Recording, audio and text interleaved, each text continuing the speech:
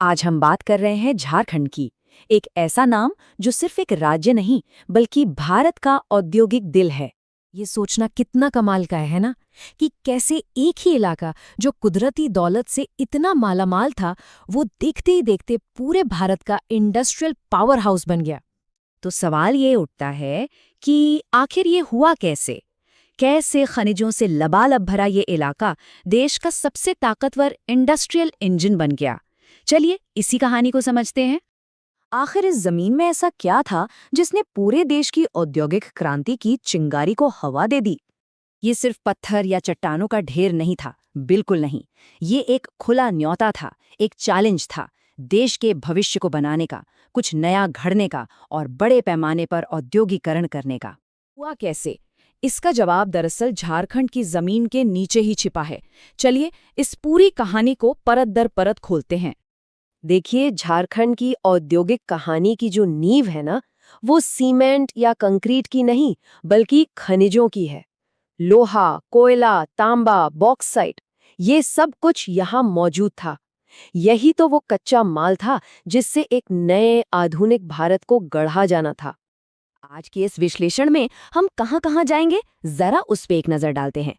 हम शुरुआत करेंगे यहाँ के खनिज भंडारों से, फिर स्टील के दो दिग्गजों की कहानी जानेंगे और फिर देखेंगे कि कैसे इन सब ने मिलकर एक पूरा इंडस्ट्रियल इकोसिस्टम खड़ा कर दिया। और आखिर में भविष्य पर भी बात करेंगे। झारखंड को अक्सर एक नाम दिया जाता है, भारत का रूर। ये नाम जर्मनी के बहुत मशहूर औद्योगिक इलाके से लिया गया है। तो आइए इस नाम के पीछे की कहानी को जरा और गहराई से जानें। झारखंड की जो पूरी औद्योगिक कहानी है ना, उसकी नींव रखी गई थी स्टील पर। और ये एक ऐसी नींव थी जिसने सिर्फ इस राज्य को ही नहीं बल्कि समझिए पूरे देश को एक नई ताकत दी। और ये कहानी शुरू होती है एक सपने से। एक ऐसा सपना जो देखा था जमशेदजी नसरवानजी टाटा ने, जिन्हें हम भारतीय उद्योग का जनक भी कहते हैं। सोचिए, आज़ादी से कितना पहले उन्होंने भारत के लिए औद्योगिक आत्मनिर्भरता का सपना देख लिया था। तो उनके बेटे दोराबजी टाटा ने एक सही जगह की तलाश शुरू की और वो जगह मिली साक्षी गांव में। अब देखिए ये जगह कितनी परफेक्ट थी। स्टील प्लांट के लिए जो कुछ भी चाहिए सब वहां था। दो नदियों का पानी, पास की खदानों से बढ़िया क्वालिटी का लोहा और झरिया से कोयला, मतलब एकदम परफेक्ट लोकेशन। और फिर 26 अगस्त 1907 को टिस्को की स्थापना हुई। इसके बाद तो सब कुछ बहुत तेजी से हुआ। सिर्फ 7 साल के अंदर 1914 तक भारत अपना खुद का स्टील बना रहा था। ये कोई छोटी मोटी बात नहीं थी, ये एक बहुत बड़ी ऐतिहासिक उपलब्धि थी। लेकिन झारखंड में स्टील की कहानी के ना दो पहलू हैं। एक तरफ है टाटा का प्राइवेट सेक्टर वाला सपना, जो आज़ादी से भी पहले पूरा हुआ, और दूसरी तरफ है आज़ाद भारत की बड़ी महत्वाकांक्षा का प्रतीक, बोकारो स्टील प्लांट, जिसे सोवियत संघ की मदद से बनाया गया था। मतलब एक ही राज्य में दो अलग अलग सोच, दो अलग अलग दुनिया। और ये देखिए, यहाँ औद्योगिकरण के दो बिल्कुल अलग अलग मॉडल हमारे सामने आते हैं। एक तरफ एक प्राइवेट कंपनी का सपना और उसकी हिम्मत, और दूसरी तरफ देश का एक बहुत बड़ा सरकारी प्रोजेक्ट। दो अलग रास्ते, लेकिन मंजिल एक ही थी। टाटा स्टील का इतिहास तो अपने आप में एक मिसाल है। सोचिए, कंपनी की स्थापना होती है और कुछ ही सालों के अंदर वो कच्चे लोहे से लेकर तैयार स्टील बनाने तक का सफर पूरा कर लेती है। कमाल की रफ्तार थी। अच्छा, टाटा स्टील की कामयाबी का राज सिर्फ उसकी फैक्ट्री में नहीं था, बल्कि उनके इस जबरदस्त लॉजिस्टिकल नेटवर्क में था। उन्होंने पूरे इलाके से कौन सा खनिज आएगा इसका एक पक्का सिस्टम बना रखा था। तो टाटा स्टील के बाद कहानी में एक नया अध्याय जुड़ता है, बोकारो स्टील का। ये कोई प्राइवेट कंपनी नहीं थी, बल्कि एक बहुत बड़ी राष्ट्रीय परियोजना थी जिसे सोवियत संघ की मदद से बनाया गया था।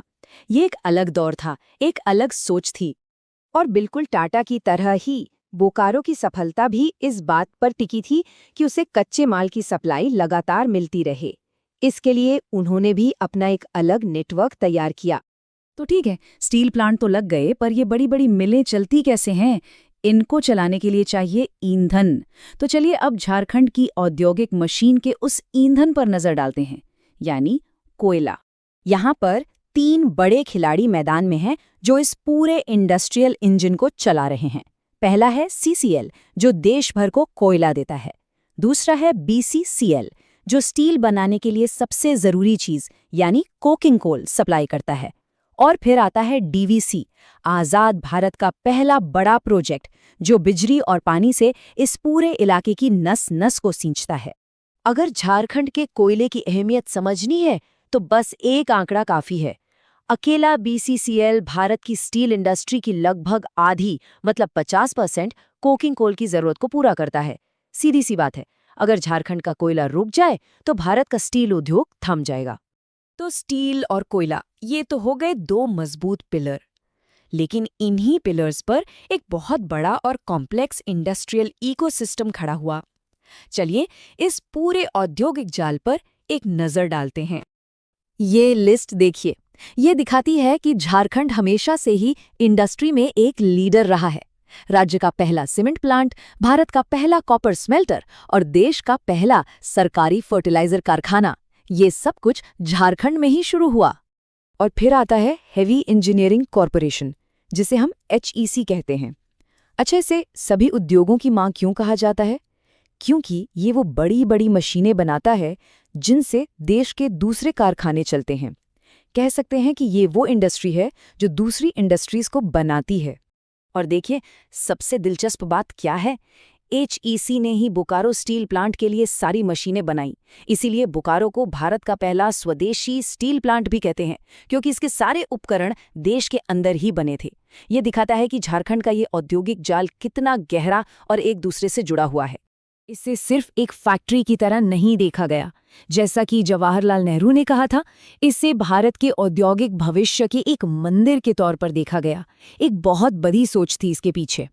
HEC कोई एक प्लांट नहीं था, बल्कि 3 बड़े और खास प्लांट्स का एक विशाल कॉम्प्लेक्स था, जिसे बनाने में सोवियत संघ और चेकोस्लोवाकिया जैसे देशों की तकनीक और मदद ली गई थी।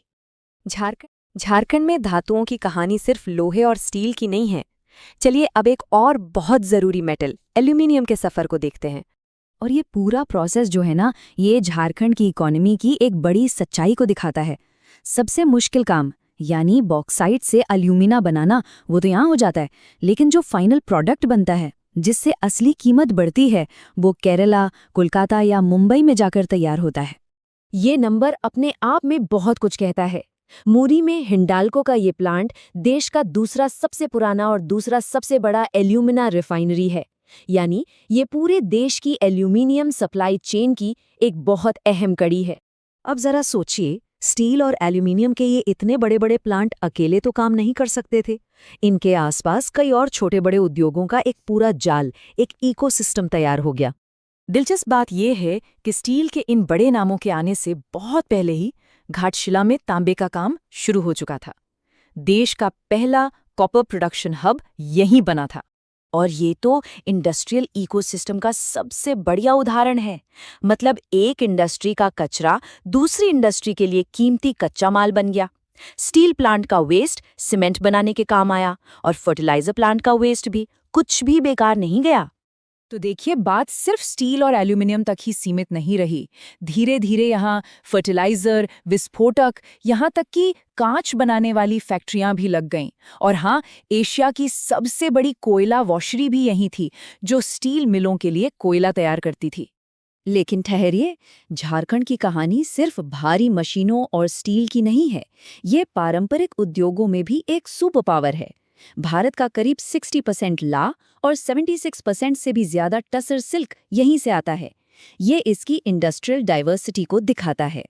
तो अब तक हमने जो कुछ भी देखा है, उससे एक बात तो साफ है, झारखंड सिर्फ खनिजों का एक गोदाम नहीं है, बल्कि ये पूरे देश के लिए एक विशाल इंटीग्रेटेड कारखाने की तरह काम करता है। ये कहानी शुरू होती है जमीन के नीचे दबे कच्चे कोयले से, जो फिर पिघलकर देश की नींव बनाने वाले मजबूत स्टील में बदलता है और आखिर में उन विशाल मशीनों का रूप लेता है जो एक आधुनिक राष्ट्र का निर्माण करती है। तो कच्चे माल से लेकर राष्ट्र निर्माण तक, यही है झारखंड की पूरी कहानी। और ये पूरी कहानी हमें आज एक बड़े सवाल पर लाकर खड़ा करती है। झारखंड ने भारत की पहली औद्योगिक क्रांति को तो ताकत दी, पर आज जब दुनिया एक नई ग्रीन क्रांति की तरफ बढ़ रही है, तो क्या लिथियम और ग्रेफाइट जैसे भविष्य के खनिज झारखंड को एक बार फिर से लीडर बना पाएंगे? ये एक ऐसा सवाल है जिसका जवाब न सिर्फ झारखंड बल्कि पूरे भारत का भविष्य तय करेगा।